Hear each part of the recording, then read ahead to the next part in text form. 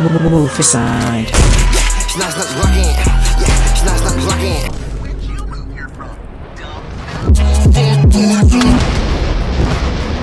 Welcome back, non-woke edgelords. I'm Contrarian Wolf, and today we got a real liberal on our hands. And today, it's YouTuber Dumbsville. And if you can believe it, he's releasing another Alpha and Omega video. Oh great, it's that time of the year again, when that Dumbsville guy keeps beating that Alpha and Omega dead horse.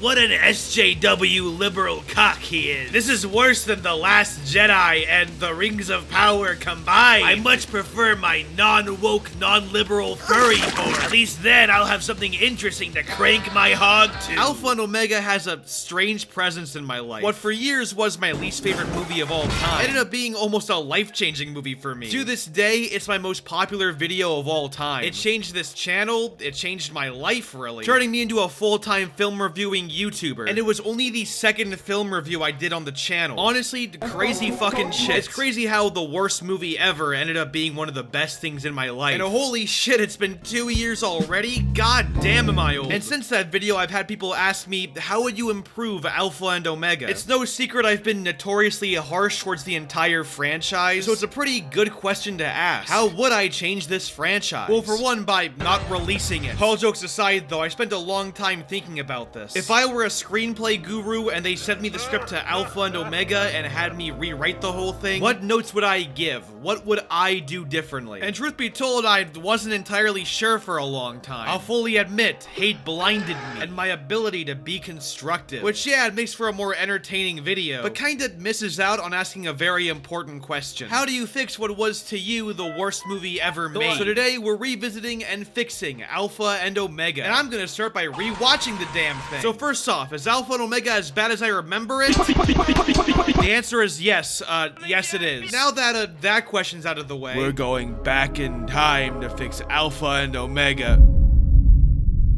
To quote famous author C.S. Lewis, a children's story that can only be enjoyed by children is not a good children's story in the slightest. So true. This is a sentiment that I've shared in my own videos, to the point where I've made an entire video about it, in fact. And it's important to note that even though children's works are made for general audiences and/or children, you can still get away with having more mature adult themes and good writing. Here's my question: what is Alpha and Omega trying to say? Because the film really doesn't say anything. What are the themes meant to be? That love comes from unusual places? Well, sorry to tell you this, but you're the 4 millionth film to do this. The film is so derivative and generic that its themes end up actually getting inadvertently confusing. Like, what are the themes exactly? Is it that wolf hierarchy is bad? Well, first of all, alphas and omegas are still a thing in the later movies, but also the film never criticizes the fact that alpha and omegas exist, which is weird because you think it would. Is it that arranged marriages are bad? Because if it is, it's not explored very well. It's very surface level. Is it that taking wolves away from their home is bad? Because that's not explored either. Is it about defying authority? Because they really only do it at the end of the movie. Alpha and Omega is so generic that it ends up not really having any concrete themes. It's very obvious this movie is aping off of Romeo and Juliet, like every other movie like this is, but often forget that Romeo and Juliet fucking die at the end, tying into Romeo and Juliet's theme of passion through love and or death. Alpha and Omega doesn't have such themes. There are quite a few derivative ideas in Alpha and Omega, but none of them are really used properly or click together that much, so you get this fucking mess of universe lore points. Why is there an entire group of Eastern wolves? There's no reason for it. The film doesn't explore wolf racism. Why is it taking away attention from the alphas and omegas? You know, the main plot of your movie, which is also the title. This movie has quite a bit going on in it, but once again, nothing to really tie it together. So first thing I would have done is establish some fucking themes first. So boiling down Alpha and Omega to its most basic elements, you have funny wolf man who likes the serious wolf girl. They're taken away from their home and forced to be together, and that's how they'd fall in love over the course of the story. So now we have the basic plot, and now it's time to build upon that. Maybe you could explore Humphrey having a really lonely existence as an Omega. Have him feel like he doesn't really have anyone. Have Kate maybe question her place in this wolf society. Or maybe even just strip that part out and focus on the relationship, creating a more humanistic story. You'd be shocked at how far something as simple as good themes can go. Right now on Twitter and YouTube, people are fawning fawning over this show called Bluey. And I mean fawning. People can't get enough of it. The thing is,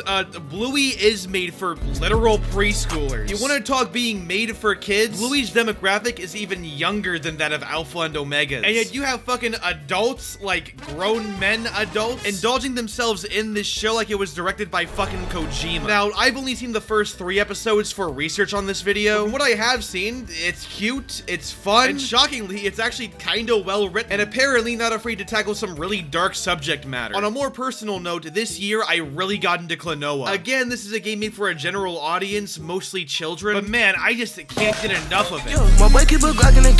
I just fell in love with this franchise. I love that absolutely heart-wrenching ending, with that theme of you don't always get what you want and things aren't always as they seem. I like how the second game dives into trauma and depression, crafting entire levels around coping mechanisms. I'm not even joking, Klonoa 1's ending made me tear up. I would never cry to a Let's be honest. I am a man. Now, why is that the case? How come a little kitty kids platformer is making me, a 23-year-old Call of Duty man, tear up in his little whittle bedroom? How come Bluey, a show made for literal preschoolers, has people going fucking brazy on Twitter over it? The answer is theming. Both these works have good theming. Of course, they aren't the most complex, mature works in existence, but they are damn good at being what they set out to be. By all means, Alpha and Omega should have had this kind of theming. Believe it or not, kids like this stuff too. It's been proven time and time again that kids like things that feel more adult because it makes them themselves feel older. I think back to when I thought Shadow the Hedgehog was cool because he used guns. And trust me, if you do it right, they'll grow to appreciate it. Once again, Alpha and Omega should have had some set themes. Something similar to WALL-E, describing the emotional isolation, and then the romance would have been very, very good in my opinion. And to further strengthen these themes, I would have— God, Jesus! When your work is a romance, you need to have a good romance. That's a quote from Tupac. And then 4Pac came along and said, you need character arcs too, homie. There are 2 things missing from Alpha and Omega's romance. First off, there's a distinct lack of character growth. There are absolutely 0 arcs, except for the light switch I love you now romance, which I don't know about you, but suddenly loving a character after they howl randomly is not an arc to me. Kate doesn't change, Humphrey doesn't change. The characters don't really evolve. They don't really learn anything throughout the story, which is bad when your story's about 2 people who learn to fall in love with each other. On top of it being a road trip movie, you kinda have to have the characters take their own personal road trips. That's why it's a road trip movie. You kinda have to have some sort of arc where they change throughout the story. Otherwise, it's going to be extremely basic and non-dynamic. It feels more like I'm watching the outline of 2 people fall in love, rather than full-on character growth. A lot of my favorite romances include this kind of dynamic, because that's how love should kinda work. That, I think, would be really cool to dive into. Humphrey could start off as emotionally isolated, but also way too goofy, and he ends up learning about W-Riz and responsibility. Great heavens! Kate could start off as stuck up and snobby, as a way to be over-professional for her father, but then learn she needs to lighten up a little bit. And hell, maybe even make Humphrey an Eastern Pack Wolf, where now the characters are complete opposites, but through romance and love, learn that racism is bad. Where you're not focused on being crowd-pleasing and basic, and instead allow yourself to play into your own universe. You can make something pretty interesting. But because Alpha and Omega doesn't play into its own universe, it ends up being, dog shit. At best, it's generic and not very special, and at worst, it's torture. The romance in Alpha and Omega may be basic and crowd-pleasing, but incredibly lacking in depth. One thing I've noticed is that when you write a good romance story, you need an incredible grasp on how humans communicate and talk to each other, and a very deep grasp on human emotion. Hi, my name is David Cage. It's actually really complicated stuff, so I personally don't really like it when you don't even try. So overall, find some themes, tie a romance to it, and make sure the romance is good. Ah, Christ! Can we stop that? The thing is, there's no one way to fix Alpha and Omega. It's similar to how there's no one way to fix any kind of movie, which is why trying to fix Alpha and Omega is so hard. Simply put, I could have the best ideas in the world and they could be executed really poorly. I kind of want to leave this video open-ended so you guys can make your own kind of improvements. But in my opinion, if I were to rewrite the movie, I would strip it down and flesh out the smaller parts. Find some concrete themes. I really do think the movie would be more interesting if Humphrey were part of the Eastern Pack and he and Kate were forced to mate. That way the story has some level of ambition and thematic tension. I would rewrite the entire romance. Kate and Humphrey have nothing in common. They kind of have an opposites attract thing, but it's not really explored aside from, once again, Kate's light switch romance. What should have been a more humanistic story ends up just being a derivative one. It's unambitious, which in my opinion is worse worse than anything. I would rather have a story be overambitious and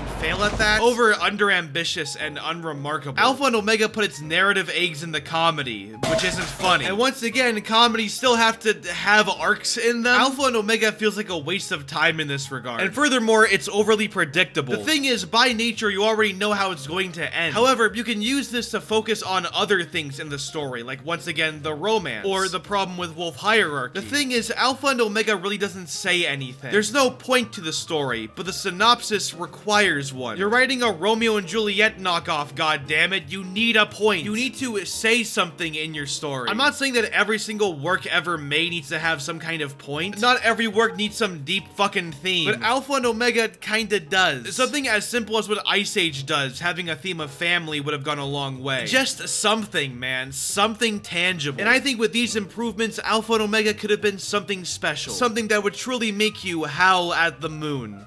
Remind me to never write anything ever again. Okay, everything I said is actually fucking bullshit. Because we all know the real reason Alpha and Omega sucks is because it's animated and made for babies. Because live action is always the superior art form. Unlike those dumb, stupid baby movies that don't have blood or guns or swearing in them. So let me give you my real improvements of Alpha and Omega. First of all, it's in the future now. 2078. The world has gone to shit. Human-wolf hybrids roam the streets, involved in an ever-present gang war. Humphrey is no longer comedic relief. Now he's a one-liner spitting Sigma male badass who shoots guns. Played, of course, by Tom Holland. After the death of his mother, daughter, sister, grandma, and goldfish, he uses comedy to hide his grief, his pain. Meanwhile, Kate, played by Anya Taylor-Joy, has a vagina.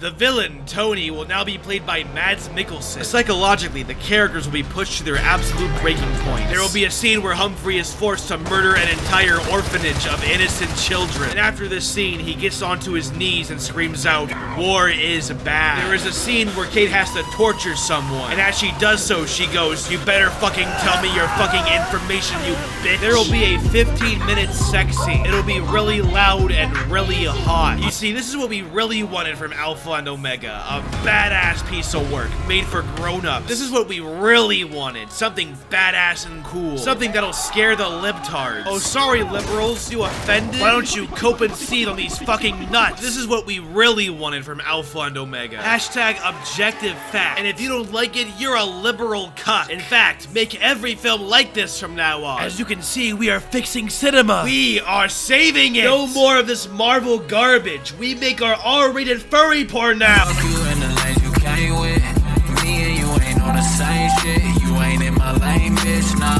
throw that shit in fifth. Rollie on my wrist. Ay, baby, you a star. I'm my only wish. I'm counting blue hundreds. I'm too money. Ay, and my little bitch, she too lovely.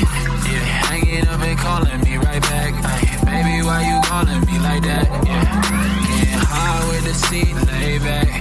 Baby, gon' relax, yeah. Hey, they don't know the half, yeah. No matter what happened, I got your back.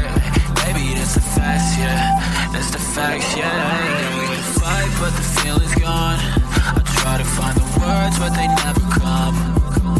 I can still see you on the lawn. Hey, laying outside in the summer sun. Yeah, we can fight, but the feeling's gone. I try to find the words, but they never come. I can still see you on the lawn, hey, laying outside in the summer sun. Hey, I'm with a dark-skinned girl on a Sunday, that's that Black Sabbath. She put them ones all down on a Hyundai, and she had to have it. And she gone through, ready for the runway. Shawty, you the baddest. Ay, baby, that's the facts, yeah. That's the facts, yeah. Number 8, we have Dirt 5. If you are a fan of casual, simcade racing games that focus more on rally racing and off-road racing, Dirt 5 is perfect for you. It's graphically breathtaking and takes advantage of a lot of the new features of the next generation consoles and is a fantastic game to play.